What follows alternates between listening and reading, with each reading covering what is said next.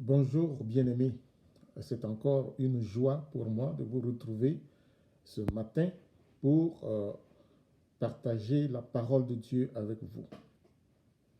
Dieu est grand et il y a dans la parole un verset qui nous le dit de façon très claire. On trouve cela dans Ésaïe 40, verset 12 et ça dit ceci: Qui a mesuré les eaux dans le creux de sa main, fixer les dimensions des cieux avec la paume, celle de toute la poussière de la terre dans un tiers de mesure. Qui a fait cela? Qui a pesé les montagnes ou au crochet? Qui a pesé les montagnes au crochet et les collines à la balance? C'est Dieu. Ce Dieu grand et redoutable. Plus grand que Dieu, on n'en trouve pas et on ne peut pas en trouver. Pourtant, ce grand Dieu en Jésus-Christ nous enseigne une autre idée de la grandeur. Et c'est de ça que j'aimerais partager avec vous. J'aimerais parler. Dans le Nouveau Testament, Jésus oppose la pensée du monde à la pensée du monde, une pensée nouvelle. À la voix du monde, une voix nouvelle. À la culture du monde, une culture nouvelle. Au plan du monde, un plan nouveau. Au désir du monde, un désir nouveau. Et vous pouvez en rajouter. Jésus marche à contre-courant de la pensée qui draine ce monde. L'homme veut s'enrichir en possédant et en gardant. Jésus dit que non. Vous pouvez trouver ça dans Proverbe 11, verset 24. Tel qui s'enrichit s'appauvrit. L'homme croit que sa vie dépend de ce qu'il possède. Jésus enseigne le contraire. Luc 12, verset 15.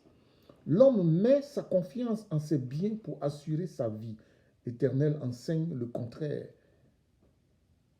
et parle même de l'homme insensé dans Luc 12, 16 à 21. L'homme veut sauver sa vie pour la gagner. Jésus dit qu'il faut la perdre pour la gagner. Marc 8, 35 et aussi Jean 12, 25. L'homme veut voir tout avant de croire. Jésus dit non, il faut croire avant de voir. Et si tu crois, tu vois même mieux que celui qui veut voir avant de croire. Jean 20, 24 à 30. L'homme considère ce qui frappe à l'œil et se fie à l'apparence. Dieu enseigne de ne pas se fier à l'apparence. Elle est beaucoup plus trompeuse qu'elle ne peut nous dire la vérité, la vraie. 1 Samuel 16, verset 6, verset 7. L'homme trouve que tous les désirs sont bons, mais Dieu enseigne que tous les désirs ne sont pas bons et même que tout n'est pas permis.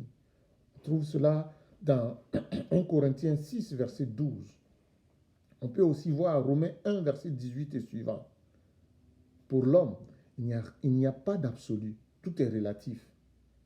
Chacun doit choisir et peut choisir ce qui lui semble bon. C'est la voie de la perversion, du chaos. Dieu enseigne le contraire. Telle voie paraît droite à un homme, mais son issue, c'est la voie de la mort. On le voit bien. Les désirs et les pensées de l'homme sont contraires aux désirs et aux pensées de l'Éternel. Ce n'est pas en vain que l'apôtre Paul, inspiré par l'Esprit, dit « Marchez par l'Esprit, et vous n'accomplirez pas les désirs de la chair. Car la chair a des désirs contraires à ceux de l'Esprit, et l'Esprit en a de contraires à la chair. Ils sont opposés l'un à l'autre, afin que vous ne fassiez pas ce que vous voudriez. » Galates 5, versets 16 et 17. J'aimerais m'arrêter sur une autre vérité concernant les désirs de l'homme. Lisons Marc, chapitre 10, versets 35 à 37. Et on pourra élaborer sur la suite aussi. Marc 10, 35, 37 nous dit « Les fils de Zébédée, Jacques et Jean, s'approchèrent de Jésus et lui dirent « Maître, nous voudrions que tu fasses pour nous ce que nous te demanderons. » Il leur dit « Que voulez-vous que je fasse pour vous ?» « Accorde-nous, lui dirent-ils, d'être assis l'un à ta droite et l'autre à ta gauche quand tu seras dans ta gloire. Quelle extraordinaire demande. Qui ne voudrait pas être assis à la droite de Jésus et à la gauche de Jésus? Deux disciples veulent devenir grands. Ils veulent une place de choix. Jacques et Jean sont ces deux frères que Jésus a appelés à le suivre. On peut voir cela dans Marc 1, 19. Sans hésiter, ils ont abandonné leur père et ont suivi Jésus. Ils ont tout quitté pour le suivre. Maintenant, ils réclament d'être assis l'un à droite de Jésus, l'autre à sa gauche, quand il sera dans sa gloire. Est-ce qu'ils ont pensé aux autres disciples qui ont fait la même chose pour suivre Jésus, qui ont aussi abandonné tout pour suivre Jésus? Ont-ils pensé ou ont-ils pensé seulement à leur grandeur, pas à celle des autres? Je dois avouer que non, ils n'ont pas pensé aux autres. Jacques et Jean ne veulent pas que leur demande soit refusée. Ils disent, nous voudrions que tu fasses pour nous ce que nous allons te demander. Jésus n'entre pas dans ce piège, mais veut savoir c'est quoi la demande. Que désirez-vous que je fasse pour vous? Je ne veux pas dire oui avant d'avoir entendu ce que vous allez me demander. Je ne veux pas me lier les mains, car la parole du chef ne peut pas être prise à la légère et il ne peut pas lui-même renier ce qu'il a déjà dit, comme le font plusieurs chefs sur cette terre. Hérode l'a appris à ses dépens, même païen. Il reconnaissait la valeur de la parole d'un chef. Et parce qu'il a osé donner, dire qu'il allait donner tout ce qu'on lui demandait, ben il a dû couper la tête de Jean pour remettre à la jeune fille qui lui demandait la tête de Jean. Parce que la parole du chef, on ne revient pas là-dessus. Posez aussi la question à Darius. Il s'est fait entraîner dans un jeu à cause de la grandeur. Et à la fin, l'homme qu'il aimait, il devait le laisser aller dans la fosse au lion. Daniel. Pourquoi? Parce que la parole d'un chef est une parole donnée. On ne revient pas là-dessus. Alors avant de donner ta parole en tant que chef, réfléchis, prie, réfléchis. Et si tu ne crois pas, réfléchis au moins. Parce que la position de chef fait en sorte que quand tu donnes ta parole, tu dois la donner. Et ne pas revenir là-dessus. Alors Jésus dit, qu'est-ce que vous voulez? Je ne vais pas dire oui d'abord. Dites-moi d'abord ce que vous voulez. Et alors, je vais vous répondre. Nous voulons être assis l'un à ta droite et l'autre à ta gauche, dans ta gloire. L'évangéliste Matthieu va même rapporter que la maman de ces deux frères était dans l'équipe qui a fait la demande. Et Matthieu dit même que c'est la maman qui a fait la demande. Cela était aussi important pour elle. On peut donc croire que Marc, comme Matthieu, nous disent qu'il y avait une équipe de 3, maman plus ses 2 enfants, qui sont venus négocier cette place de grandeur. Jésus leur fait savoir que ces paroles sont préparées pour certaines personnes. Cette réponse n'a pas nécessairement plu à Jacques et Jean, ni à leur maman. Ça devait être une réponse décevante, une réponse à laquelle ils ne s'attendaient pas. Mais Jésus ne refuse pas qu'ils deviennent grands. C'est ça qui est important et intéressant. Il ne s'oppose pas à cette ambition, mais il leur donne un autre chemin. Il leur montre par quel chemin ils vont devenir grands. Ils vont atteindre cette ambition-là. Un chemin qui ne laisse pas les autres disciples à l'écart.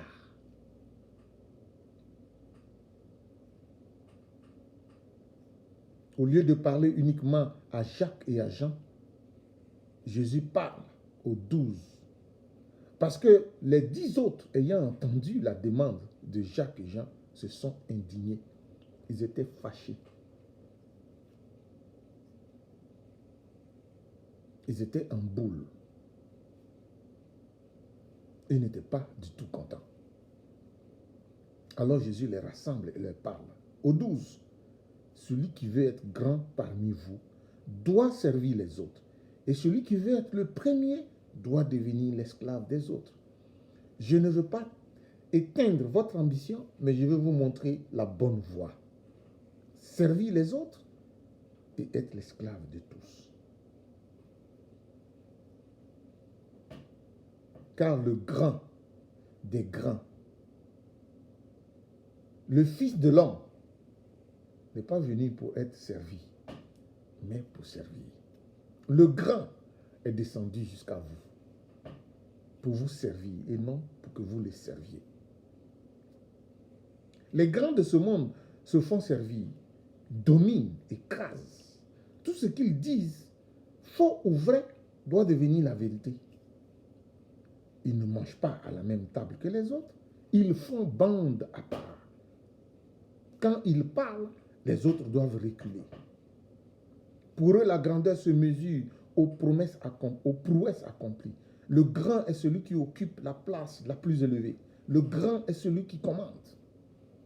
Le grand est celui qui est riche et qui peut avoir à ses pieds plusieurs personnes qui le servent et qui font la courbette.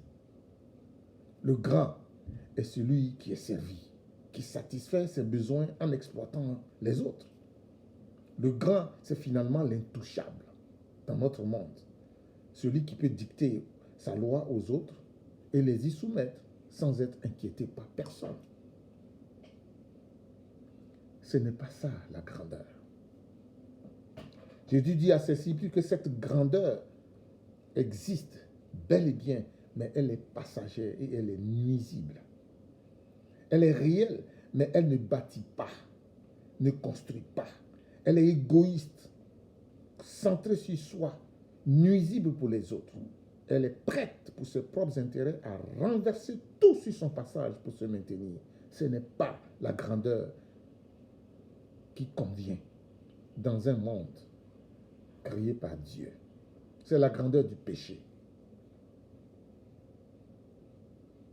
La grandeur selon Jésus, qui est pourtant grand, c'est servir les autres, devenir leur esclave. C'est un contraste entre la pensée du monde et la pensée de l'Éternel. Jésus enseigne la grandeur par le service, démontrant que ce qui compte, ce n'est pas ce que tu as, mais ce que tu fais avec. Ce qui compte, c'est moins ce que tu es que ce que les autres deviennent à travers toi. Le désir d'être en première place nuit au service. Quiconque veut être grand parmi vous sera le serviteur des autres. Et quiconque veut être le premier sera l'esclave de tous.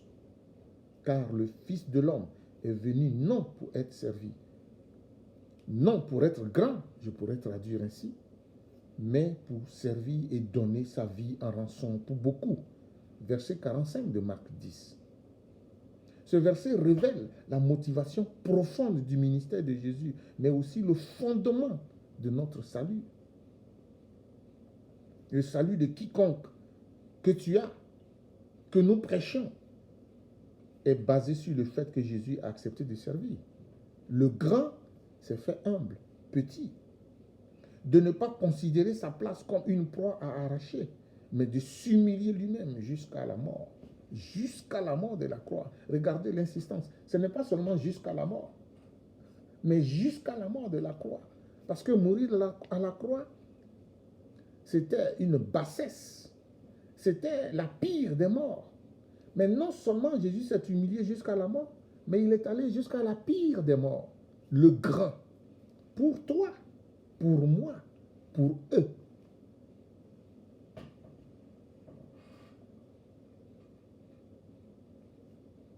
Il n'y aurait pas eu de vie éternelle pour nous si un grand n'avait accepté de devenir petit.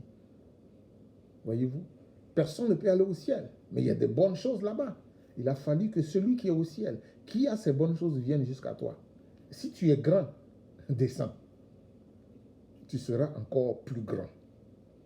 Jésus nous enseigne que quiconque regarde trop à son embonpoint ne peut venir au secours des autres.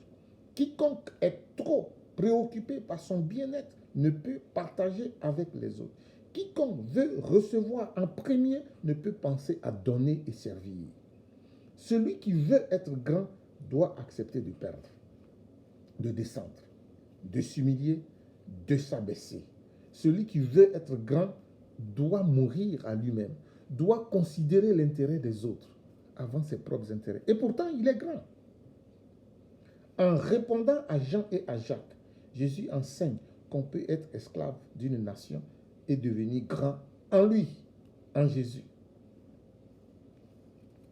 Vous pouvez servir Rome et rester grand. Tu peux servir ta nation et rester grand. Tu peux servir ta maison et rester grand.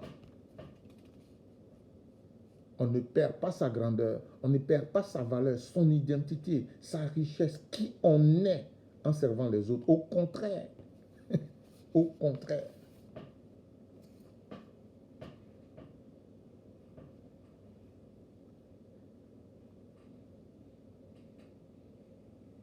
Alors je vous pose la question, est-il vrai que nous devenons grands en servant? Je vous dis que oui, on devient grand en servant. Jésus est devenu grand.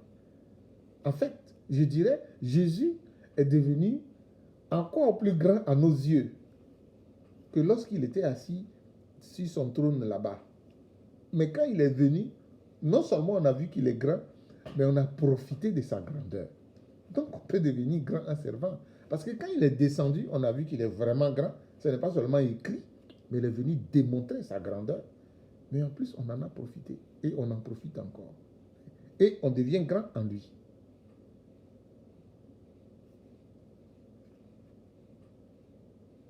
Il est devenu le Seigneur des Seigneurs. Parce qu'il est descendu. Ce n'est pas un restant là-bas. Le roi des rois, le sauveur de l'humanité. Parce qu'il est descendu.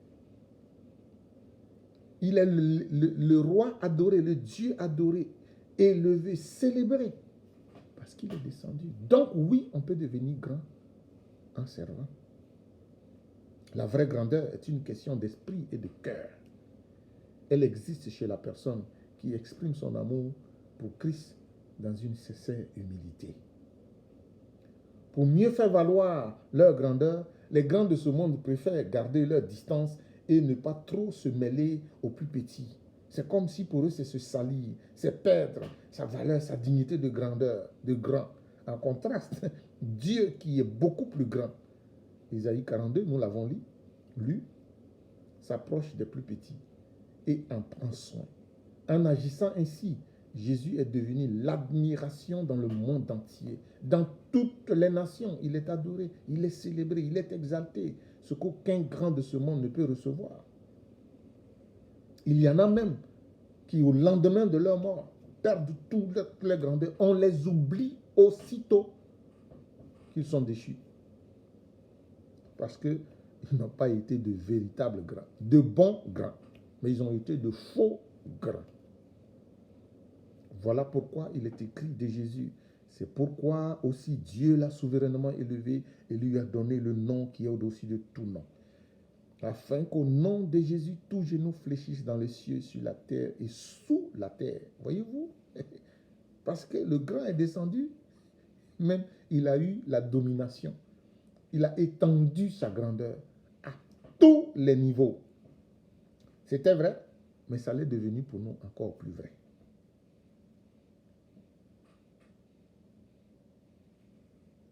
Afin qu'au nom de Jésus, toute langue confesse que Jésus-Christ est Seigneur à la gloire de Dieu le Père. Philippiens 2, versets 9 à 11. Celui qui veut être grand doit être le serviteur de tous. Et celui qui veut gouverner doit être l'esclave de tous. Bien-aimé, j'aimerais terminer en te posant la question. As-tu toujours envie de devenir grand après avoir écouté cette parole? J'espère que oui. J'espère que oui, tu as toujours envie de devenir grand. Moi aussi, je réponds que oui, je veux toujours devenir grand. Jacques et Jean ont compris et ont servi comme Jésus l'a dit. Ils n'ont pas fui. Ils sont devenus grands en prenant le chemin offert par Jésus, de l'humilité. Je suis sûr que la place qu'ils ont auprès du Père sera extraordinaire. Jacques et Jean et les autres disciples, car ils ont consacré leur vie après l'ascension du Maître à servir et à être esclaves.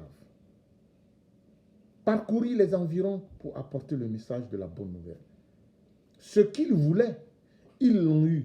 Non pas comme ils voulaient, non pas comme ils ont vu, mais à travers un meilleur chemin, en faisant que d'autres deviennent aussi grands comme eux. Voilà la beauté de la grandeur et du chemin de la grandeur que Jésus nous offre. Avec le chemin offert par Jésus, tu peux multiplier les grands. Amen. Mais avec ton chemin, tu seras seul, grand, et puis tu partiras et ça sera terminé. Choisis donc la voie de la multiplication, celle qui est éternelle, celle qui fait de toi un grand et qui fait des autres des grands. Alléluia. Jésus a laissé sa grandeur pour venir à toi. Veux-tu, toi aussi, laisser ta grandeur pour aller aux autres? Veux-tu tendre la main pour recevoir la main de Jésus qui te dit, viens à moi et tu seras encore plus grand et tu auras une grandeur dont la valeur est éternelle. Que sa parole pénètre dans ton cœur et produise du fruit en abondance, 30, 60 et 100. Soyez bénis. Amen.